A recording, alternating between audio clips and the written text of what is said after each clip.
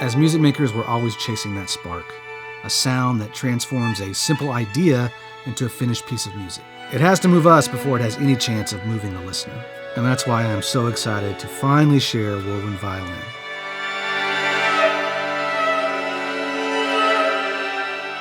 I'm the owner of Somerville Sound, so no doubt I'm biased, but I do believe this is the most inspiring string library I've ever played.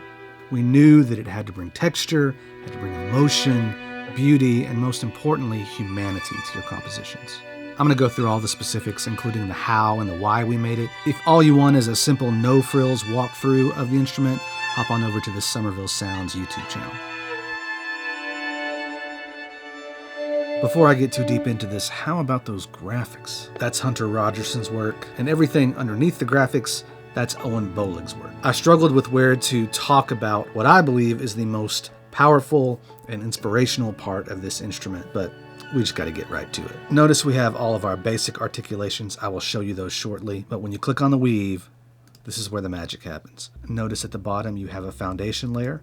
You can click and load in any articulation you want. I'm going to start by clearing these just so we can see. And let's go ahead and put the drones in the bottom. I have attack and release controls and a volume control. These next two sections can be divided up by velocity, and notice that we can adjust, let's call it a breakpoint or a crossover. I'm going to go ahead and turn the foundation off for a second. Let's say I load in a long swell. If I hit it hard, nothing happens at all. If I hit it quiet, now if I load those drones back in,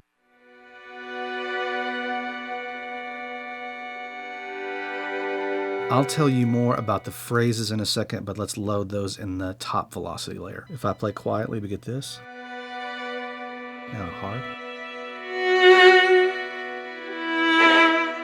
What I set up is basically the Woven preset.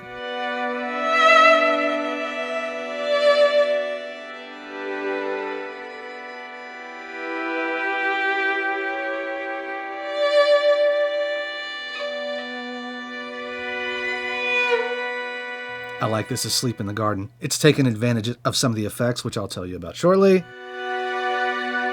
I always have phrases going on in the foundation. When I play quietly, I get a long swell, but when I play hard, I get a short swell.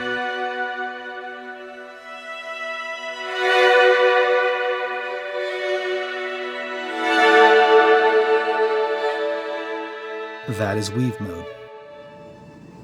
Years ago, on a trip to Nashville, I met up with Avery Bright. We had worked together remotely, but this was our first time collaborating in person. I knew he had a great studio, and I was making studio tour videos back then. But we decided to make a quick prototype sample instrument. We recorded, 20, 30 samples, but I knew from the very beginning, the very first note, that it was going to be special. Here we have the Woven Strings. That simple prototype became the top downloaded sound over on the Piano Book community, and also on my website, and by far the most requested prototype to turn into a full Kontakt instrument. That was one of those rare times when I knew the simple instrument was inspiring, but there were plenty of ways to expand the instrument to make it more complex and more flexible. I hope to share a handful of different videos about Avery, so keep an eye out on the channel. But the thing that I noticed immediately is, of course, he has the chops, but he also writes and composes his own music, and that's not as common as you might think. Oftentimes the crazy talented orchestral players, that's the world they live in, working in an orchestral setting. They don't spend as much time creating their own material. You want to just play? Sure. Just anything? Yeah, just anything.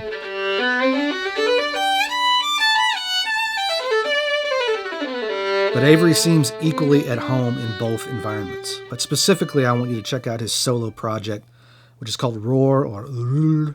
Rura is actually how you say the word, but R-O with a slash, then R-E. Sort of big, sort of more orchestral tunes. And that's where my heart really is. I love that stuff. Oh, yeah. Yeah, This is how you greet a sample library developer, okay, folks? right, Just man. in case you were watching this and we end up working together. Setting the This bar. is what I demand. We have 3 different swell lengths. Short,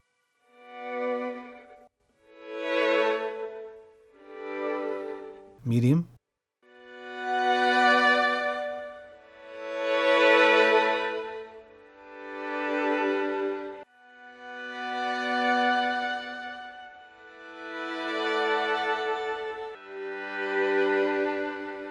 With most sample libraries, it can be difficult to get that realistic swell sound. I picked these 3 lengths because one of them is probably going to meet your needs. If you recall, the feathered flute that I released through Spitfire has the same short, medium, and long swells. And when layered together, you get this.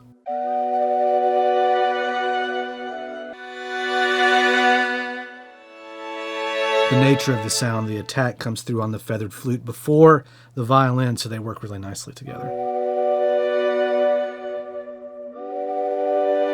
Now we're getting to the magic. I'm going to select the phrases. Here we go.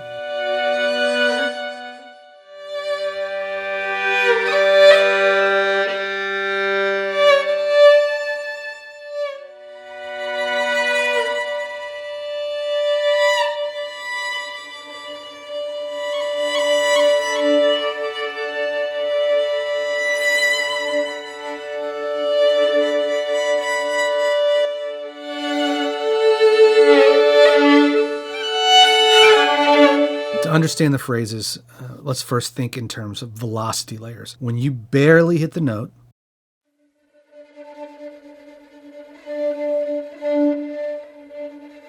you trigger a series of phrases that are subdued, no pitch movement in the lower velocities, and very reserved.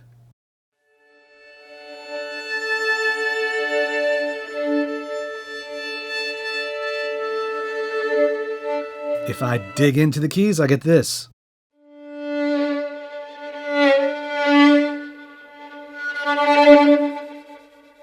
We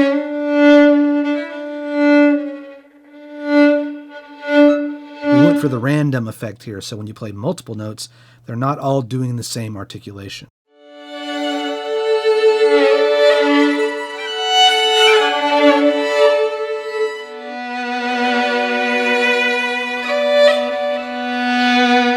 On the mid and higher velocities, there is pitch movement. In the free version, that was the great part about it, that was so interesting and provided such unique results. But sometimes in certain keys, it would do something that wasn't all that great, and there was only one option. The way that we decided to get around that with Woven Violin is to create what we call key centers. Notice that when I am not in phrases, this is grayed out, but when I switch over to phrases, I get a phrase key center. I'm in the key of D here. Notice down at the bottom, the notes that are yellow are notes that are not in the key of D major. And so what that means, if I play a D, it's doing a D to half step down, back up, which keeps it in the key of D major. So we recorded all the keys that way. That way, when you're playing in the major key, or in this case, B minor would be the relative minor, you're only going to hit notes that are going to work well diatonically. But that's not always how we write music. Sometimes we might want to go from a D major to a C major.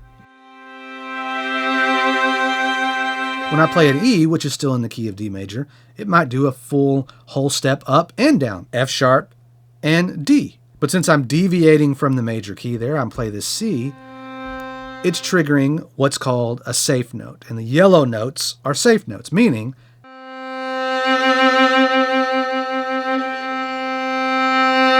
I play it at a higher velocity, there will be dynamic movement, but there won't be any pitch movement. That makes it so that I'm free to move around as I choose. It's a feature that I think you advanced users will enjoy. When I play a note here,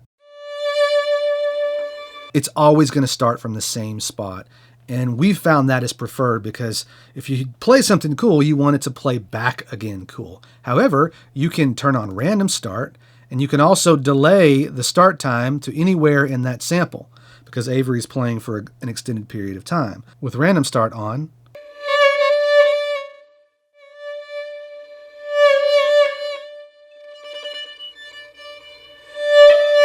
it's starting in a different spot. Again, another tool I think some of you advanced users might really enjoy. If you've been following Somerville Sounds, you know that our ethos is folk cinema. I love the singer-songwriter organic sounds, and of course I love the big orchestral, ethereal sounds. If we turn that into a Venn diagram, well, Woven Violin fits right in the center. I personally think it fits really well with acoustic, intimate, organic sounds. Yeah, it can go big, but it sounds great in those tighter, quieter moments. Let's take a look at the short sounds. We've got pizzicato,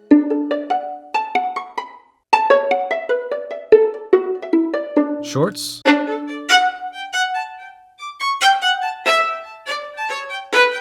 Round robins, multiple dynamic layers, very expressive.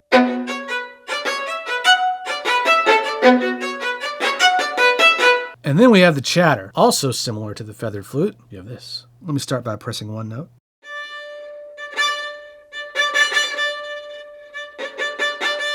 That was a higher velocity. Now let's go shorter. You can control the release here if you'd like.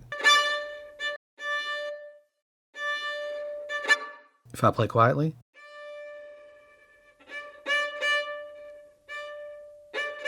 Now if I use my fingers.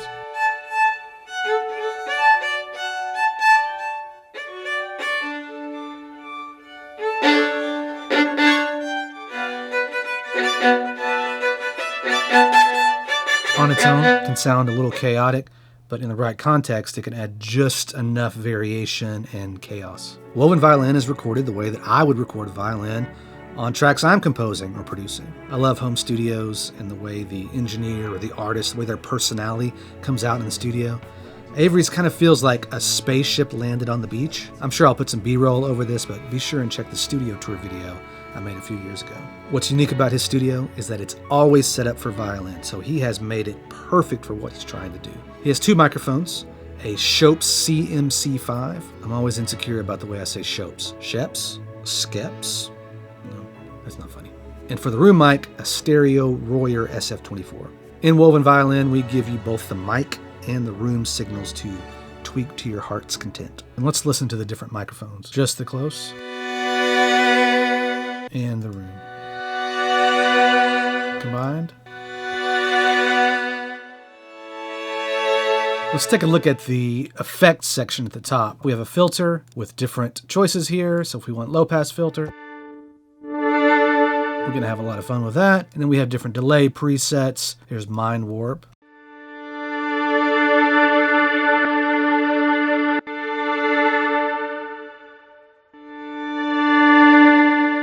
And a large hall for reverb.